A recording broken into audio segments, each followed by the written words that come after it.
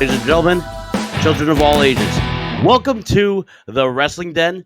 The Wrestling Den is on. Welcome to another episode of the Wrestling Den. I apologize. We had some technical difficulties. We are waiting for some people to show up. I understand that we are currently live right now, so we are just going. I'm your host, as always. I am Macho Man Ricky Savage. Yeah, I like that. Yeah. Macho Man Ricky Savage opening up the Wrestling Den. Yeah. We're live on Rhode Island Broadcasting, YouTube, and Sports Unfolded every Thursday, usually at 7 p.m. But tonight we're going to be at 7:16 p.m. Sorry about that. You can follow us on Facebook and Twitter at Sports Unfolded, and you can now follow us on our new webpage at The Wrestling Den. That's right. We are The Wrestling Den Podcast. We are a page on Facebook. Go follow us. Please go share us to your uncle, your dad, whoever your relatives are. When you meet them at the holiday for dinner and they're at the dinner table and they're putting your relative through it, share that link. Let them follow us. Have them watch. All right? You can also follow us on Anchor, Spotify, and Google Podcasts if you prefer to hear my voice. I know the mug right here is just saying, hey, go listen to me instead. Trust me, I understand. Please go do that as well. All right? So without further ado, ladies and gentlemen, children of all ages, welcome to the Wrestling Den. We are your premier source of all things wrestling, past, present, and hopefully future. And I say that because last week we talked about Hell in a Cell, and now I understand that Raw has passed, Hell in a Cell has passed, Father's Day has passed. Well, I did everybody else a favor here. I decided to watch Hell in a Cell. Yeah, I know. These guys are supposed to convince me to watch it, but I felt like I owed you guys, so I sat through Hell in a Cell. And let me tell you, you want to know how I feel right now? Coming into this podcast, I knew right away I couldn't wait to talk about Hell in a Cell. I couldn't wait to get into it. I couldn't wait for Kenny to tell me what he thought about it, and I couldn't wait for Nick to tell me what he thought of the highlights of it. And how I feel, I don't know if you want to know how I feel. They didn't get me to watch. I got me to watch. You guys got me to watch. They didn't get me to watch. This is why I am the champ, because the champ is here. Right now, the champ is the only one here right now. So this is why I am your champ week to week, okay? Because I told you last week, I tried talking Hell in a Cell. We really didn't get much out of it, and I wasn't really convinced. But what convinced me was I knew that we had to talk about it. One way or another, whether I watched it or not, we were going to have to talk about Hell in a Cell. So it's a good thing I did, because if I didn't, we'd have nobody talk about it, and then we wouldn't have a wrestling show. So the champ, Macho Man Ricky Savage. Yeah, man, I like that, Eric. I like that. Macho Man Ricky Savage watched Hell in a Cell. Yeah. And let me tell you, the first match was incredibly boring. Yeah, it was. It was Bianca Belair versus Bayley for the SmackDown Women's Championship. Now, I will say, they kicked off the show the best way they could by being in the Hell in a Cell. I was really surprised by that. They went in there, they wrestled for like 16 god-awful minutes. Kenny, the man, has arrived on time. Oh. And he's in his car. Ladies and gentlemen, he is driving right now all the way to New York City. All right? He's driving right now to Madison Square Garden. So he could tell us how he felt about Hell in a Cell. Now, did you watch all the matches, Kenny? Yes. Oh, God bless your soul, man. Yeah. God bless your soul. Terrible. I watched 3/4 of Hell in a Cell, I would say, because I skipped through the last two. But what I was about to talk about Bianca Belair versus Bayley for the SmackDown Women's Championship in the Hell in a Cell. I will say this right now, like I said, to kick off the show, they did it right by being in the Hell in a Cell. Did they do anything interesting in the Hell in a Cell, Kenny? No, not at all. I hope on your way to New York City, like Eric said, you're on your way to WWE headquarters, so you're going to be stopping in Stamford, right? And you're going to be telling them to cancel this pay-per-view completely. Oh, yeah. Okay, good. All right. Oh, yeah. Most definitely. Good.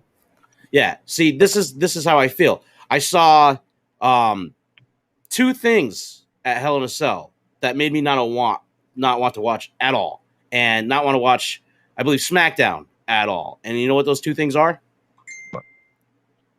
You can take a guess if you want. I'm ready. I'm ready for you.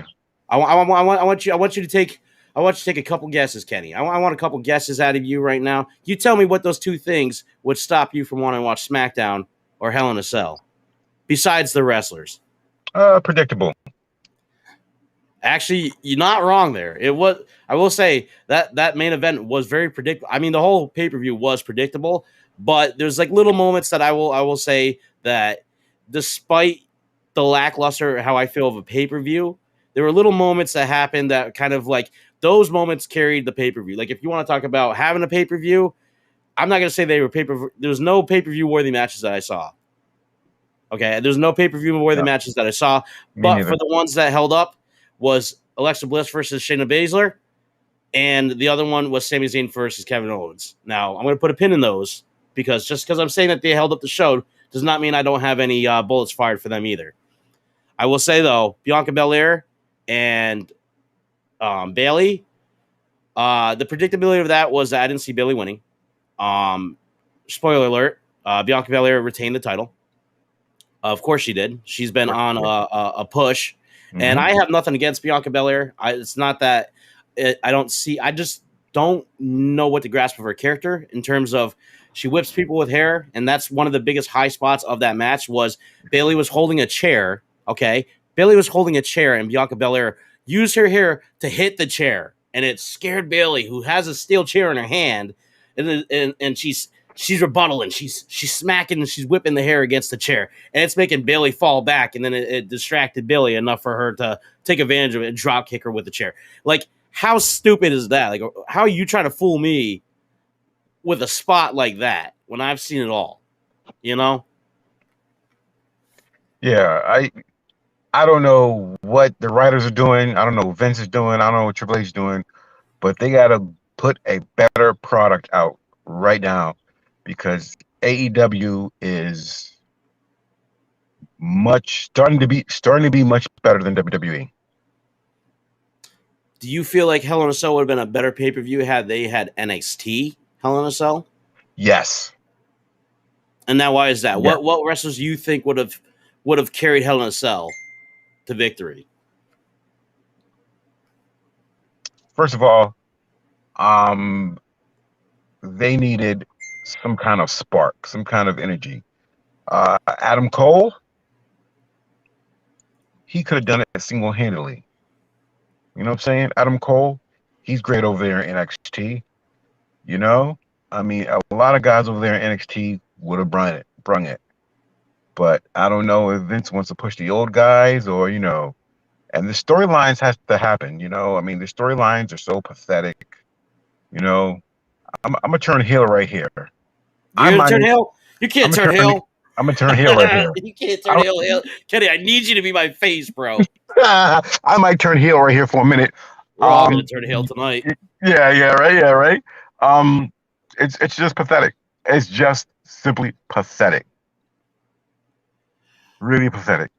I'm going to say I agree that whatever that pay-per-view was definitely like if it's like watching Mike Tyson's fight or like watching Logan Paul versus Mayweather. If you paid for that, which I did, I paid for Peacock, so I paid for it, dude. And let me tell you something, brother. I paid for it, and I'm mad, dude. I'm heated, okay? If you paid Peacock to watch that, don't consider that a free showing. Even if you're paying $4.99 a month, even if you're paying $9.99 a month, it does not matter. That pay-per-view was not worth a single dime. Not a single dime. That should have been released as one of the last things on the network to say, here you go. Here's your last freebie, dude. We're out. Because Yep, should have been a free. Right, exactly. Should have been a freebie, Rick. Yep, it should have been a freebie. And you know what? They probably should give people $4.99 for the first month of Peacock for having to sit there and watch that pay-per-view. Mm-hmm. Yep. I want my money, and I want it now, dude. Just like JG Wentworth. I want my money, and I want it now. So let me tell you. All right. We're gonna get into the thing that really, this is what made me want to turn off the pay-per-view, Kenny. And this was just unbearable. And every match that had it made it more unbearable. I had to mute my TV. Okay, Pat McAfee and Michael Cole need to stay the hell off of an announcer booth. I don't care who the hell Matt McAfee is. I don't know who the guy is. Pat McAfee, Matt McAfee. I don't care who his name is. This guy sucks ass. And I'm going to say that right now. It's my show. I'm dropping that, and I'm going to put a quarter in the jar because it's worth it right now. I could not stand 2 seconds of Pat McAfee saying, that's what Shayna said, and that's what she's saying, and that's what he's saying, and that's what he's saying, trying to act like he knows what these wrestlers are thinking. What I'm thinking right now is he needs to shut up. All right? I could not stand, yes, stick to punting and not Adam Cole's head off, stick to punting and stick out of the WWE because I could not stand listening to his voice. And everything that he was saying on commentary, he's horrible. He doesn't belong anywhere near a wrestling ring whatsoever. And Michael Cole, I hate to say this because Michael Cole's no freaking better. Michael Cole is pretty much Pat McAfee's dad in terms of the announcing table, okay? He is, at best, a guy who's there to kind of just throw in his 2 cents every little once in a while when the guys like Jerry King Lawler, Jerry the King Lawler and Jim Ross are on commentary. He's your guy to be like, and then he shuts up. These two guys doing all the SmackDown matches, horrible. I could not listen to him. I was actually, when I was talking to Nick on the phone, I had to mute the TV, and I'm glad that he called me at the time because I swear to God, if I had to listen to Pat McAfee say, that's what Shayna Baszler's thinking, that's what Shayna Baszler's saying one more time, I was going to put a bullet in my head. All right? I have my gripes. I saw Jerry the King Lawler. I saw JBL, both there, both ready and present, up at some other booth, talking for 2 seconds. I'd rather those two guys come down with all the controversy that they have, come on the table and kick those two guys off for the SmackDown matches. It was terrible. Nick, how are you doing? I'm doing good. You sound like you're doing. I'm a lot better now. But you got to vent to Dr. Kenny there, and now he's your new psychologist when it comes to Pat McAfee, or what? He turned heel. You turned heel. You haven't seen heel yet. We still got other matches, man. He's still a tweener, obviously. That pay-per-view is going to make me turn heel. So, Kenny, I'm going to throw this out there since I said Pat McAfee. This guy's getting clout off me saying his name so many times. The one thing that he said the most that night was that Bianca Belair, he said Bayley threw Bianca Belair off the cell. He said she threw her off the cell. You know what she did? She ran at her, did this weird-looking rolling senton on the ground inside the cage, and threw her against the cage wall. Now, it was an okay spot, and it was like, oh, wow, okay, that was kind of okay, cool. She did not get thrown off a Hell in a Cell. No. Pat McAfee needs to be thrown off a Hell in a Cell and through that announcer table. Go ahead, boys. I open this up with some heat. Why can't they bring back Corey Graves, huh? You know what? He was there. He was there. So the Raw commentary team was Corey Graves and those other guys, Brian Saxton and somebody else. And you know what? I don't even like Corey Graves.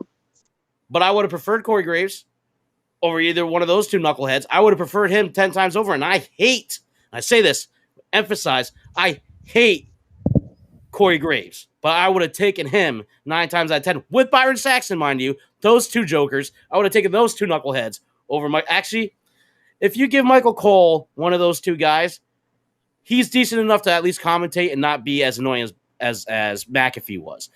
I hate Michael Cole's commentary. I hate the way that he does it. But honestly, over Mamma Mia on NXT, Michael Cole can at least commentate the wrestling aspect of it. Not the greatest, but he can at least get through it. And it's not something that you're sitting there and you're hearing getting drilled into your head. But because of him and because of Pat McAfee as a group, and the title's off, dude. The title's up on the air because I hope he comes at me because I'm going to punt him in his mouth so he can't talk anymore. Go ahead. I got a minute. I got a minute to breathe. Kenny, take over. Nick, take over. I got to think about this one. You're Nick. Will you calm him down, please? He needs to calm down. Will you calm him down, Nick? Sometimes the best thing you can do is give him some space to vent his frustrations. So, and I broke my headset too, so that's just on top of things. Very nice. Just now? Yeah, I went to turn around to put up my nice new green screen over there, and I ripped out the jack, and it was in the computer. This is actually So you're wearing a different headset. Yep. Yours has blue pads with black plastic. Mine has black pads with blue plastic. Well, that So cute. we're a tag team now. We're tag team now. This is a tag team too. Kenny, what are you gonna do, man? You got me on. This is a handicap match. Now, if you guys want to see me turn heel, the Ice Cream Man has been my nemesis for how Ever. long, Rick? 15 years? 15 years. Yeah, so. Wait, is he by you right now, or is he by you, Kenny? You got the ice cream man I over think there, it's Kenny? Kenny who's got the Ice Yeah, Cream Man. right in front of me. Can you please do me a favor? Can you please go order ice cream live? He's about I to will pull pay you off back. next time. I'll pay you back. I'll pay you back the $2. You go drive up on him. I know you're in your car. Just honk your horn and drive up on him. Yeah, you just- Be like, I want that strawberry eclair bar. What are you With talking that about? Ninja strawberry Turtles all the shortcake. way, dude. Come No, on. get the SpongeBob with with the gummy with eyes. the messed eyes, yeah. Sonic the Hedgehog. Googly eyes. Exactly. So Rick, I take it you didn't enjoy the pay-per-view? Kenny, how do you feel about the pay-per-view? We'll get it sucked. Terrible. How do you feel about I talked about Bianca Belair. I stole your sunshine on that one, Super Mario Sunshine. I stole your Super Mario Sunshine on Bianca Belair and Bailey. So Bianca Belair wins. Oh, by the way, Bailey tied her hair to a chair, she tied her to a rope, and then Bianca Belair tied her hair to Bailey's arm, and basically just that was it. And then she won. So she left. Blah blah blah. Go ahead, Kenny. What was the next match that was on the card? You know what? I can't even remember. That's how bad it was. Let me try to refresh my brain. I think it was a Raw match because I think we had a different commentary team. No, I'm pretty sure those two ass clowns commentated at least two or three matches before they got him off of there. It wasn't. I don't think it was Kevin Owens. Was it Kevin Owens and Sammy? No, it was Cesaro versus Seth Rollins. That's what it was. Cesaro versus Seth Rollins. Go ahead. Because this was the match that you were talking about that you were, I wouldn't say most hyped about, but this was one of the matches that got you like, oh, this is going to be a good match. So I thought it was exciting. I thought it was going to be exciting. It's going to be, a lot of drama. No. what happened? Oh, did we No. I thought it was going to be Kevin Owens and Seth Rollins, not Cesaro. Did we ever So figure hey, out listen. I read the dirt sheet, and that's what they said as a lineup, and they were wrong. So they were definitely wrong. I will say that it was Cesaro. Okay. I don't know how he got brought up into the mix, who was writing these matches down, but yeah, I really don't know. So you're saying something that was in the dirt sheets was wrong? Wow, that's a shocker. That's what's strange. It is strange. I think I fixed no, that wasn't me. All I know is that Seth Rollins had his glove and Cesaro got a hold of it, wrapped it up in a ball, and he kicked it. And this is the thing about, again, Pat McAfee is the common denominator why this pay-per-view sucks so bad. This guy's he goes out of his way to make a stretch and talk about like the Euro and like how like Swiss won, and he's like, oh, he kicked it off just like in the Euro, and oh, by the way, congratulations to the Swiss. And like this guy forced everything that he talked about, forced everything into there, and he's like, this is the most entertaining move I've ever seen. You know what movie that he was talking about when that happened? Seth Rollins has done the Black Magic how many times now? That move has been in his arsenal. I mean, it's not like his curb stomp that he does. It doesn't put people away, but it used to be his move, is his go-to move before he decided to do the curb stomp. One of them. He does it, okay, this is a classic Seth Rollins maneuver here. Waiting for Michael Cole to say, oh, vintage Seth Rollins. He didn't even say that. Michael Cole didn't even say that. But we got Pat McAfee over here saying, that's the most beautiful thing I've ever seen, because Pat McAfee has never seen anything in his life involving a wrestling ring. So, Nick, if you're talking, we can't hear you. No, still can't hear you, Rockstar. Oh. All right. And there we go. Okay. All right. He will be back. That's how Pat McAfee made me feel. I want to leave too. Unfortunately, I'm the host. I can't. he technical difficulties. Go ahead, Kenny. In the meantime, So I can't wait for the Royal Rumble. yeah. So we could get a surprise from like Stone Cold Steve Austin, ruining that moment. You know, having him come out, or having like Shawn Michaels convincing him somehow to lace up a pair of boots again. Guys that, you know, again, Stone Cold smart, not being in wrestling, but you know, Royal Rumble. Some kind of excitement, you know.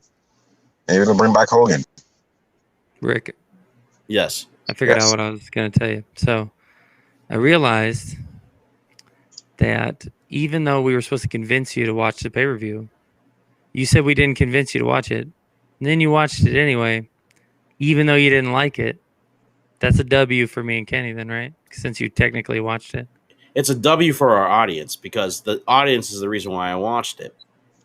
Oh, that's good. I'm glad. Yeah, you didn't give me one single reason to watch it. So what week. he's saying is like, yeah, you were supposed to convince me to watch it, and I watched it, but it wasn't because of you. Now that makes sense. Totally. Yeah, it was for the people. Okay, it was for the macho maniacs out there, the wrestling denizen. It was for them. I didn't do it for you. I didn't do it for Kenny. I did it for the people. Actually, I did do it for Kenny because I wanted to talk to Kenny about it too.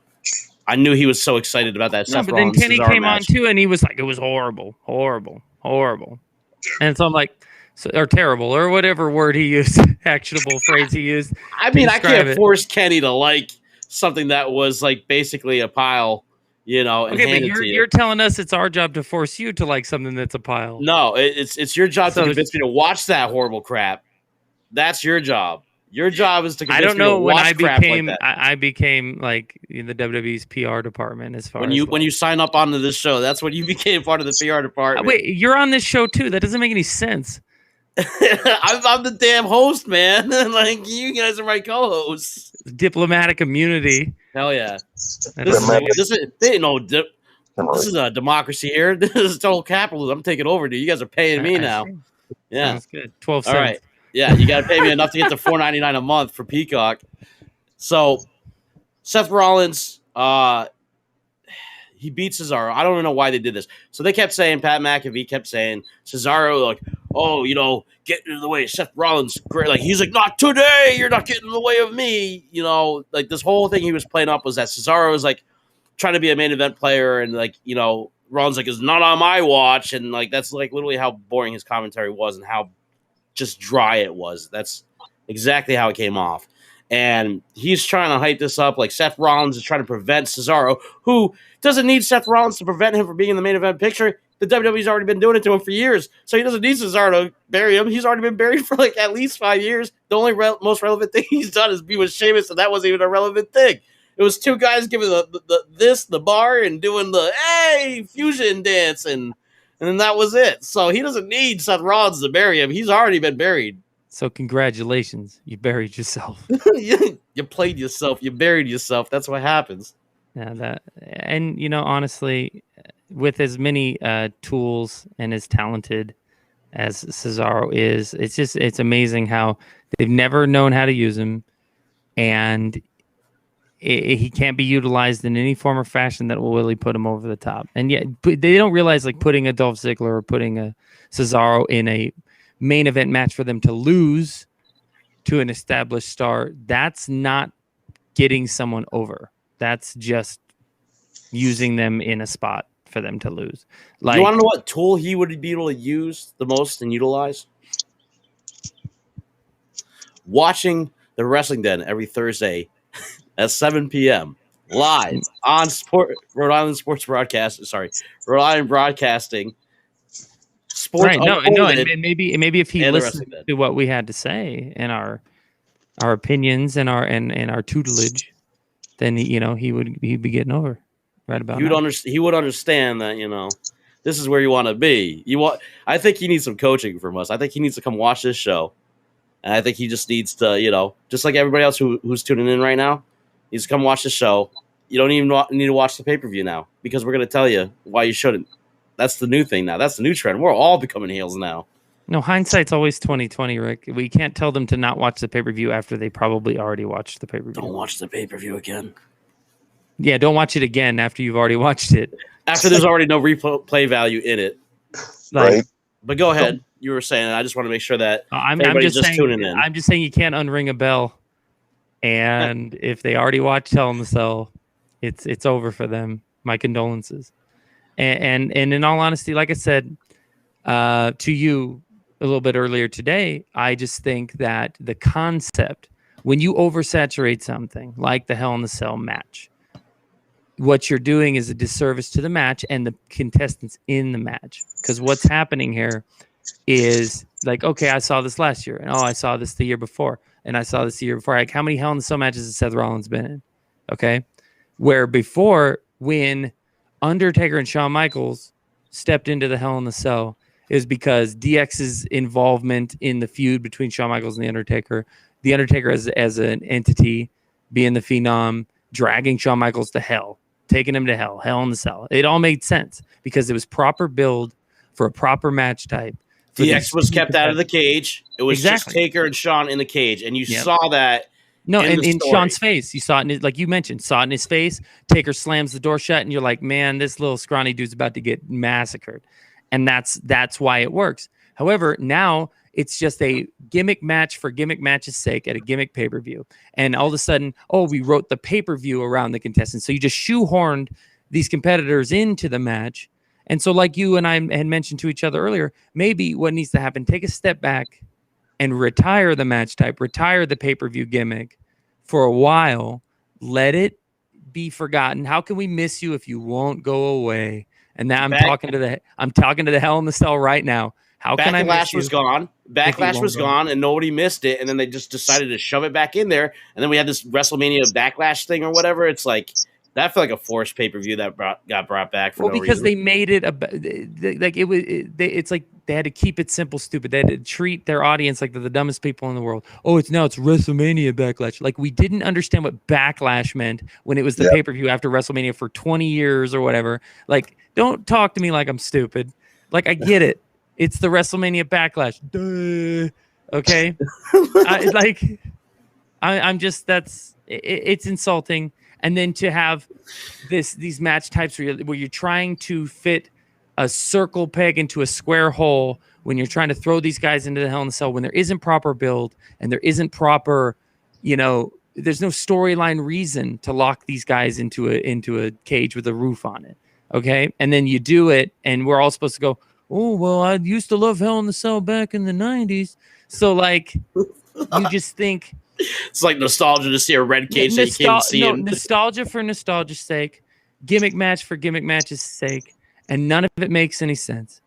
And as far in the chat here, someone said they knew new writers.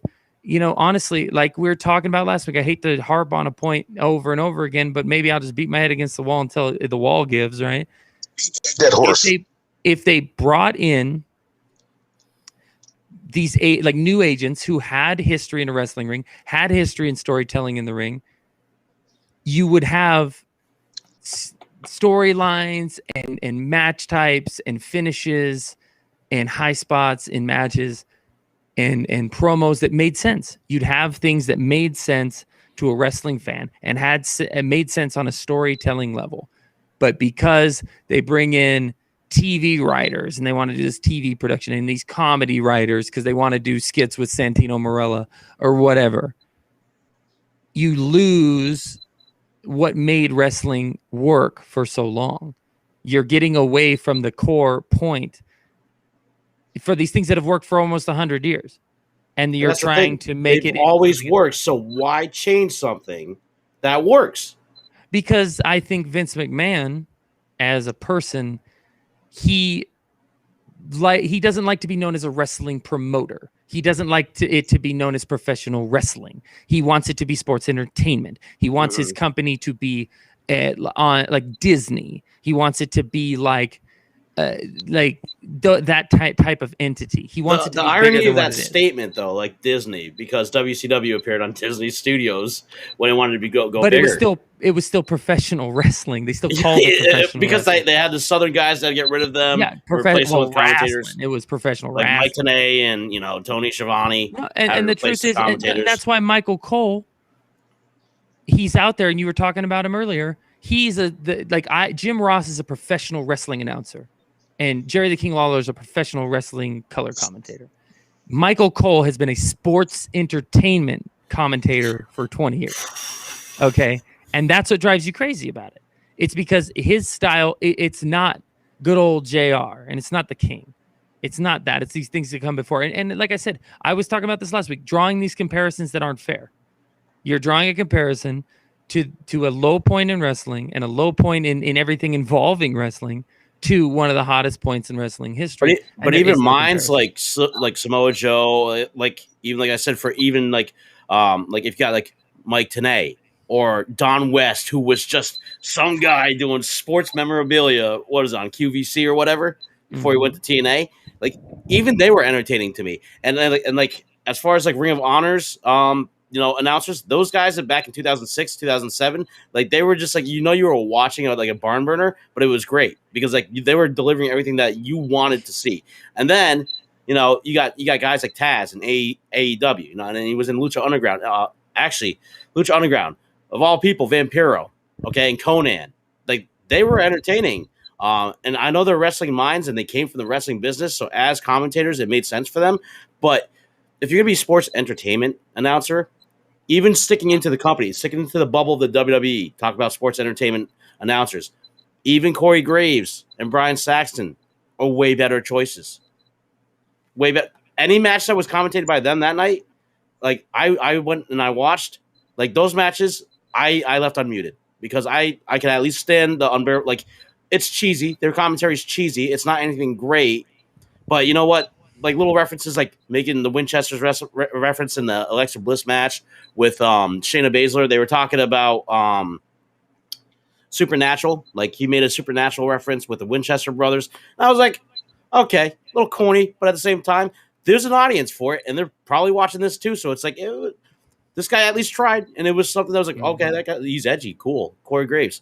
But I got none of that out of Pat McAfee. I think Pat McAfee needs, like I said, needs to be thrown off the helm. Why don't we just have an entire show? Pat McAfee. We can have 1 week where you get to talk about Pat McAfee until the cows come home or whatever. I like that. In the chat here, though, they are asking Kenny how the pay-per-view could have been better. And out of the three of us, by the way, who would be a better writer? It would be Kenny. Of course. You know what? Last week I was watching an interview with Mark Henry, and he was telling how before he left WWE, he went to Vince and he says, I like to be a writer. I like to be this. I like to be that. And all these things. Vince says, yeah, okay, well, I'll think about it. Then he says no. So therefore, he let Big Show go. He let Mark Henry go, which those are the guys he really needs because they've been there before. So now it's not entertaining. We call it sports entertaining. It's not entertaining anymore. It's not. It's not. It is pathetic. Pathetic how you let these guys go that know the system, that know what's need to be done, that know what the crowd likes. So who do you have back there? Right. No, a bunch of TV writers that don't know. Yeah, exactly. Right. Nick. You had Freddie Prinze Jr., but you got rid of him, and he was actually doing pretty good as a writer. Freddie Prinze Jr. Okay, so here's the other aspect of what Kenny was just saying too, is that I think Vince can kind of see the writing on the wall when it comes to that stuff too, because if he's not going to use Mark Henry and he's not going to use Big Show other than to trot them out on an anniversary show and have Randy Orton embarrass them for no reason, then why not let Mark Henry, a guy who's been loyal to you, a guy like Big Show's been loyal to you, go get paid the billionaire's son's money in his wrestling promotion to go do commentary? It's not like they have to wrestle 300 times a year. So, like, honestly, and I know that's a way to sugarcoat it. Oh, Vince did him a favor or whatever, try to make him look like the face here in this situation. But the truth is, maybe that's what it was. He's like, I don't have anything for you. And when they're restructuring anyways, so why not just let him go get paid? And honestly, if once it comes to like a Hall of Fame merchandising deal and all that, Vince hangs his head on that all the time, where he's like, oh, we'll come back for this and we'll do a couple of things. We'll have the fan access thing at WrestleMania and we'll do the Hall of Fame and you'll get all this money. and then they bring them back for that, and then and around it goes. Like, instead of just giving them something consistent that they can work with. So it's a double-edged sword thing. So you're like, if Mark Henry wanted to be a writer, should Vince have given him a shot? Yeah. Should he stay? But again, I think the philosophy is flawed here. He wants to get away from professional wrestling, and he wants it to be truly an entertainment conglomerate. But the truth of the matter is, Vince, you need to look in the mirror and you need to read your own, wording here. If entertainment's supposed to be in the name, then the thing should be entertaining. And like Kenny said, if he's not entertained, and I'm not entertained, and Rick's not entertained, then all we're watching is we're just watching any old TV show. And to me, why would I want to do that? I want to watch professional wrestling, and it's become a dirty word. And I think Paul Heyman said it in a promo against Vince McMahon back in like the early 2000s after the invasion, that Vince turned professional wrestling into a dirty word. And that's the truth of the matter. Mm-hmm. And now we want professional wrestling, or at least an element of professional wrestling, right? I mean, in our entertainment. To talk about what was said in chat, it's always been a soap opera, but at least it was an entertaining one at one point in time. It's always been, men's drama, and rightfully so. Action, drama, comedy. You were getting it all. Rom-com, dude. It had romance, and it's like the storylines were entertaining because from little to big on the card, it didn't matter who you are. The entertaining process, that's why characters like Scotty 2 Hotty get remembered, because it wasn't like they were great wrestlers, but it's because what they delivered for what was given to them, they handled it and served it back on a silver platter. So, and that's not to, I'm not saying credit or discredit Scotty 2 Hotty. I'm just bringing him up as a prime example, or Hurricane, because these are guys that were never going to be WWE champion. We're never going to be the face of the company, but knew their role, just like The Rock. Know your role and shut your mouth. And they did it, and they brought it. They were entertaining to watch. And you don't have as many. It's not like that anymore, where your two headlining guys are bringing the A game for everybody. Like, I think this is one of the things I saw. It was like, in the time that Shawn Michaels wrestled The Undertaker in the Hell in a Cell, like, everybody was on this thing because of the ratings war. This is the thing. The ratings really helped WWF, and I'm going to say WWF. It helped WWF come back in the ratings war against WCW, because everybody was bringing their A game to try to increase the ratings and try to, and then that's the thing. When Shawn Michaels and Undertaker would deliver, or Mick Foley and Undertaker would deliver, like Stone Cold Steve Austin and The Rock, it brought everybody to want to be and bring their best to the table. And that's what they did. Everybody brought their best to the table, and it was a one-upmanship, and it was a good competitive thing for the WWF and the WCW. I think it just kind of all culminated and worked out perfectly. And you can't replicate that. You can't force a ratings war against AEW when there are people already doing it on Twitch or Twitter, Twitch, whatever. It doesn't matter. Twitter, I see comments all the time. Every single week, every single Wednesday, there's one guy posting. Was it Dave Meltzer's posting it, or somebody's posting? Here's how many people are watching AEW versus NXT. It's like they're just beating a dead horse. Like, yeah, we know more people are watching AEW, but does that make the product that much superior? No, because even AEW I find boring. I find AEW boring, and that's me. Wrestlers used to be household names. No, and the most advertising or most spotlight that anybody got as far as a wrestler in the last little bit is that people had seen Chris Jericho on AEW after like a basketball game, and everyone was tweeting about him and how out of shape he looked and how bad the product was. Like, what's Chris Jericho, a guy I know, doing on this show with these kids on skateboards and stuff? Like, it was weird. Yeah. Can they say that Chris Jericho was Hulk Hogan when he went to WCW?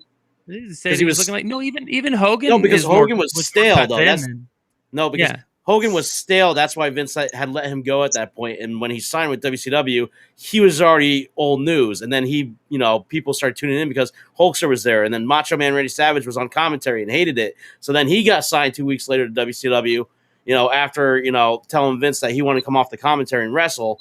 And Vince is like, oh, no, I like you on commentary, blah, blah. So then all of a sudden he turns around and he signs for WCW. Well, AEW, you got your Jon Moxley and your Chris Jericho and your Kenny Omega. Those three guys were pretty much – I'm seeing the role between Jon Moxley and Chris Jericho from being WWE guys going to AEW. I felt like – but the only thing is I feel like they were more entertaining than obviously Hogan was when he came in because he was stale at that point. No, you say But- he was stale. Here's the thing: you say he was stale, but he's headlining pay-per-views. They were making money and building stuff up. And no, it didn't get as hot as it did until the NWO angle. But without Hogan, whether it's the red, it wouldn't be red as and big as it yellow was or without Hogan. That no doubt about it. no, and Hulk coming Hogan into WCW is what changed it. I'd take stale Hulk Hogan over the hottest version of John Moxley any day. I would take stale Hulk Hogan over freaking Pat McAfee any fucking day. Yeah, exactly. I'm saying that this is another swear jar, and I'm taking it, dude. I'm taking it. If you're listening right now and you're under 14, I apologize. Please turn off the show because this is not the one you want to watch. Because Pat McAfee is I'm done. I'm so done right now. But if there's one match that you want to say that was worthy of the pay-per-view, Hell in a Cell match, what was the best match, Kenny? What was the best match of Hell in a Cell? Probably the one Roman. What was it? Probably the one with Roman. And it wasn't even on the pay-per-view. Wasn't even on the pay-per-view. It was on Friday Night SmackDown before. They had moved it to the Friday Night SmackDown. And that was the match I was going to say was the best match of Hell in a Cell. Was the one that wasn't even there. Exactly. Do you know how many matches were in the cell? That not including Friday Night SmackDown. Don't include that. How many matches were featured on the pay-per-view that were in the cell? Two. Not even. Two. The first match and the last match. Should have been 0 though.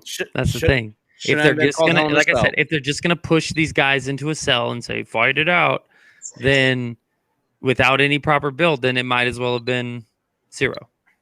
Just have a pay-per-view. They should just have a whole new pay-per-view called Backlash.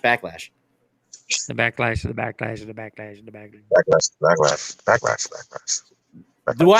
Do I get a disqualification? Do I get to retain this title already via disqualification? Can we just write that up? Because my swears is what's costing me to get these wins. I don't care if they're disqualifications; they're dubs for me. No matter what, I stay champ. Can we just all agree that I'm going to stay champ this week? Well, what we should do is talk to the GM and say that if Rick swears next week, then it's DQ. And then it's only my opinions and Kenny's opinions, and whoever's got the best opinions wins the belt. I mean, honestly, everybody's bringing it their A game this week, so that's a good sign. We might have to strip you, Rick. From your title. As much as you love to strip me, Kenny, it ain't happening. Okay, it ain't happening. These clothes are staying on, buddy. All right? The champ is remaining. Now, okay, if Macho Man could come from the grave himself and get on commentary, I would take him too over Pat McAfee. Roids and all. I don't care. If he could come from the grave, dude, and rise up 6 feet, dude, and take Pat McAfee with him, bring him back down to hell in the cell, I'd be okay with him commentating the rest of the night. And in all honesty, we did a Hell in the Cell episode. We talked about it. We previewed it, and then it delivered exactly how I believe we all thought it was going to deliver. And so here we are now. We spent almost 2 hours talking about something that, doesn't have really sunny disposition. And so perhaps next week we could roll it back, maybe talk about a classic pay-per-view. Maybe we could get into something that, we can all fondly remember, and something that'll go into the vault instead of something that'll go into the swear jar. That would go exactly. And I'll tell you what, right now, I mean, I don't know how I personally feel with this pay-per-view. If you want to know what other lackluster matches have happened, it was Kevin Owens versus Sami Zayn and some guy that was doing a Nigerian version of Umaga's thumb finisher. That's stupid. Hit Kevin Owens on Friday Night SmackDown in the twice in the throat with a thumb, dude. And Kevin Owens was it at least taped? Taped thumb? No, it was not a taped thumb. That This guy was wearing some like Salvation Army uniform that he found for $5.99 and purchased it. Unlike the bellhop uniforms that we did not purchase and should have, this guy went and purchased a suit at Salvation Army, put it on, and said he's some Nigerian prince that's going to spam your emails, and just jammed his thumb right into freaking Kevin Owens' throat.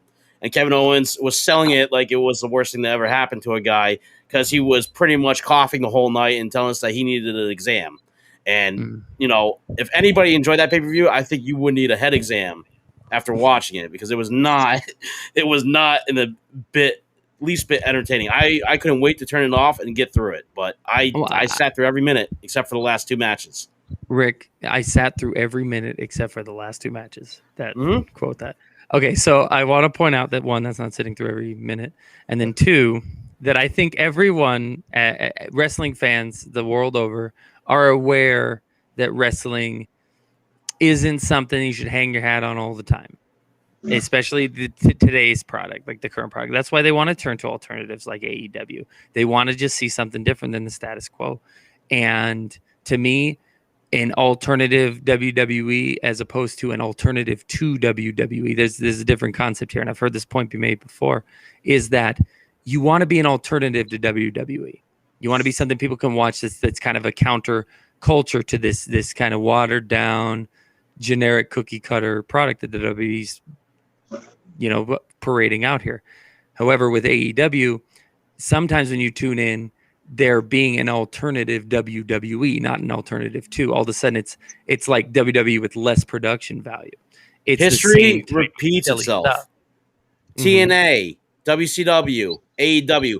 What was the common denominator? They all had WWE guys in them. And what happened to them all? Not saying because WWE guys are in there, but because the product had basically a lesser value with the same stars that you've seen, it gets stale real fast. So even AEW, I'm not saying any predictions here are going to happen, but I feel like they're going to run their course. And I feel like because they don't have anything unique to offer me besides Jungle Boy. Okay, so I like some of the cast that they have on there, but they're not utilizing their guys. And you know what? That's the mistake that TNA made back after 2010 when Dixie Carter came in, Hulk Hogan came in, Ric Flair came in, and it just got worse.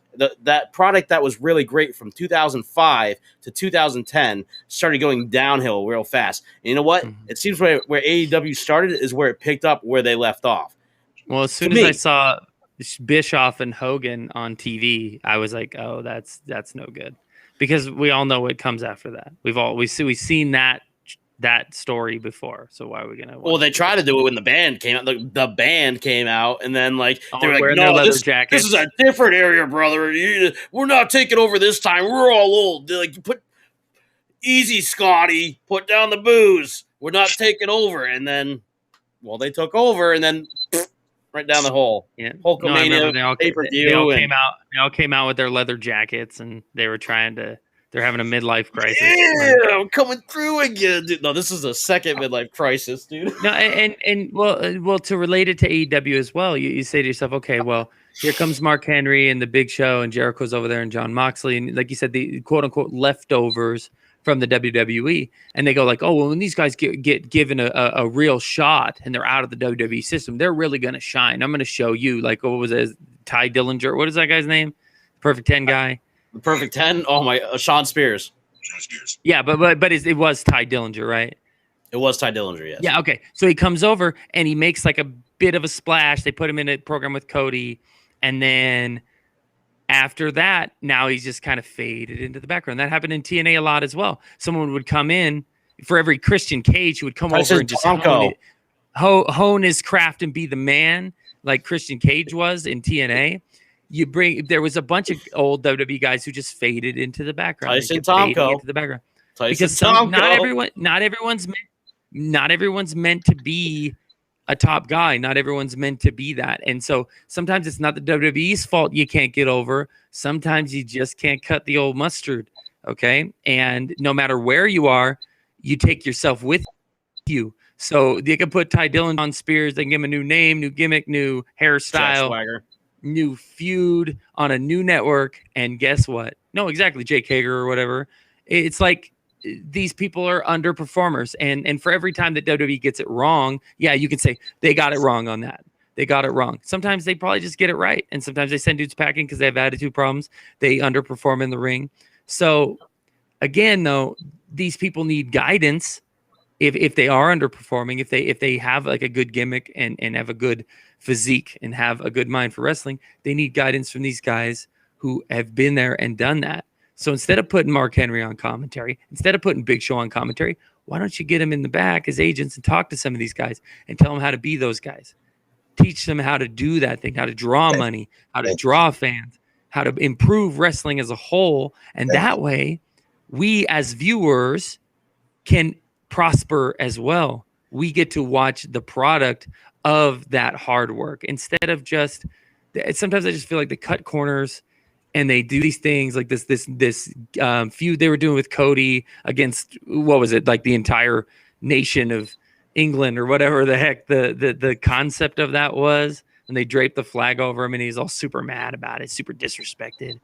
And I'm like, it just, they're rehashing something that happened back in the 80s. And it just doesn't make any sense now. Well, I know they did do a Hell in a Cell, but they did bring an octagon into a match to try to, sway the MMA, fans, the more diehards that want to see real action, and do this really bad jump off the cage into a scripted punch that just looked horrible. And I think Jake Hager was in that match because Mr. I'm MMA and, I'm the next Batista and I'm the next Jose Canseco in an MMA match. It was terrible. It was the most horrible scripted Superman punch I've ever seen because they're like legit, how it's surprising in UFC and Pride when you see somebody jump off the cage and hit somebody right in the face and they get knocked out. These guys are like, we're going to do that. But fake, because you're just gonna sell that. I'm gonna hit you. Like he bounced off the cage like it was a set of ropes. The guy who got knocked in the head bounced off the cage like it was a set of ropes. Off the cage comes off, so that way he could get punched in the face. I think it was Jake Hager that bounced off the cage like it was ropes, and it was like everybody saw how fake it looked. It was nuts, and I give them props for trying to innovate. And be a little late to the game that NJPW has already accomplished with doing Pride in NJPW. Actual MMA matches mixed into wrestling matches on the card. But I think they should just leave it to the professionals at this point, people that know how to do it and utilize it right, rather than fake an MMA fight to try to appease we'll think about it like that. A tenth of the audience. Rick, think about it like this. When you saw Ken Shamrock on WWE or WWF television, back then, Tank Abbott. You were aware that Ken Shamrock had beaten other guys in legitimate fights. Okay, so that legitimizes the person. So Ken Shamrock's there, and you're like, ooh, this guy, the world's most dangerous man. You're like, this guy could beat up most of these other guys because he's supposed to be equally as dangerous, or if not more so, because he knows how to fight. So that legitimizes him, and he looks like he knows how to fight. Now, that talking, that's something else. But honestly, I just genuinely believe if you're going to have someone be the face of the MMA aspect of your product, then that guy needs to be believable. And like you said, Jack Swagger, Jake Hager, whatever, I don't believe in him as a legitimate fighter. Yeah, he was an amateur wrestler, and yeah, he did some MMA, but was he like Brock Lesnar? Is he legitimized like that? Like when Brock Lesnar came in to the WWE again to face John Cena at that Extreme Rules pay-per-view, you were like, gosh, this guy's been out of wrestling for a while. And I watched him legitimately beat people up in the UFC. So he's going to beat John Cena up. Your brain. I think the Green Ranger, Jason David Frank has more legitimacy in the MMA business than Jake Hager. The Green Ranger, mind you, who challenged CM Punk. The Green Ranger. I think he has more legitimacy. If you want to talk about getting somebody in there, the AEW ring, get the Green Ranger in there because I would watch that tenfold. That's what I want to see. And talk about next week. That's what I want to see next week. I want to see it tomorrow. Well, here's what I'm saying about the next week's as well. I just think, Rick, genuinely, we should get into something with, like I said, a sunnier disposition here. We should like a classic pay-per-view. We could pick something and we could get off and running on that because then I think we can kind of remind ourselves why we love wrestling and reload, recenter, balance ourselves out, find that zen. What should we watch then, or what should we talk about in terms of? Well, I don't know if you want to go Golden Age or Attitude Era or anything. Throw a name. Like SummerSlam 91. Oh, okay. All right. Okay. And then SummerSlam 91, that's your match made in heaven. That's the marriage of Macho Man and Elizabeth. So there's that for Rick. And then you got your match made in hell, which is Warrior and Hogan versus Sergeant Slaughter and I think the other two guys. But I can't believe also you on that chose it. I can't believe you chose no, this. Okay, no, what are I'm you just saying talking about? it can't always we if we pick the best of the cream of the crop all the time, it rises to the top. All that then it's gonna be a bad thing because also on that pay-per-view you do have Bret Hart versus Mr. Perfect for the IC title, all-time classic. You got Ricky the Dragon Steamboat, British Bulldog, and Kerry Von Erich versus it's like Paul Roma, Hercules Hernandez, and the Warlord, I believe, something to that effect. 6-man tag. It's got anything and everything in between. And so what I'm saying to you, it might be a good place to kind of revisit something that's not necessarily a WrestleMania 3. Okay, it's not a Royal Rumble 2000, but It's still better than Hell in a Cell. Well, no, then we could talk about good things and bad things of that pay-per-view, things we like, things we don't like, and things you could keep, things you could throw away that might help today's product, and we could relate it to that if you wanted to as well. I'm just saying we got to understand how wrestling should move forward and how it should recover. We need to understand how wrestling works and how it doesn't work. And to me, that might be a good place to start, right at the beginning of the 90s. Kenny? Yep. What do you want to see the next couple of weeks? Something different, something new. Let's what Nick's call talking about pretty much. We need to see something old to see something new. Let's call up The Rock and say, hey, let's get this storyline together. You said The Rock? I don't know if The Rock could save it. No, that's what they're building towards, anyways. You know, it's going to be The Rock and Roman eventually because who's actually at the head of the table? Is it The Rock or is it Roman Reigns? Roman, because he said, Rock, Austin doesn't matter. He said, I'm the head of the table, and he challenged basically both of them. Well, only one of them's gonna answer the bell because Austin ain't coming out of retirement. So, and The Rock's looking jacked every time I see him. So. He's too busy filming Young Rock as a fake future president for us, which might actually become reality. We'll see. Well, to go on to Kenny's point here, wanting to see something new, I want to see something new too, and I think the wrestling community wants to see something new. It's just every time they trot out something new, it's some configuration of something old, and it's a watered down version of something we already saw. So it's not actually new; it's just a retread. And I think we're all tired of rehashing the past, because all it ever does is bring up memories to us of things that were good, and now this kind of I don't want to use the word bastardized version of something we once knew and once loved. Well, what about me? What about Parkman? I mean, Raven. What about me? What do you want to see? What do I want to see? What I don't want to see is I don't want to see Pat McAfee ever again behind a wrestling announcing table. You know what? No, the glasses are coming off. The belt, the hat, it's all coming off. I'm done with the gimmicks. I'm done with the childhood crap. We're taking it off. All right? You know what? Hey, for Miss Blaze herself, you're going to like this one. See this? It's a trash can. I'm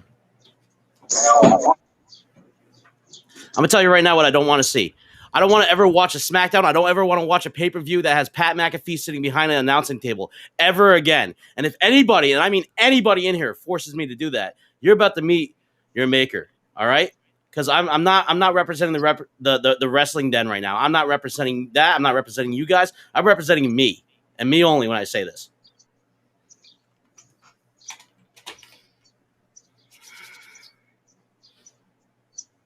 You want to know who I'm representing right now? Who I'm representing right now?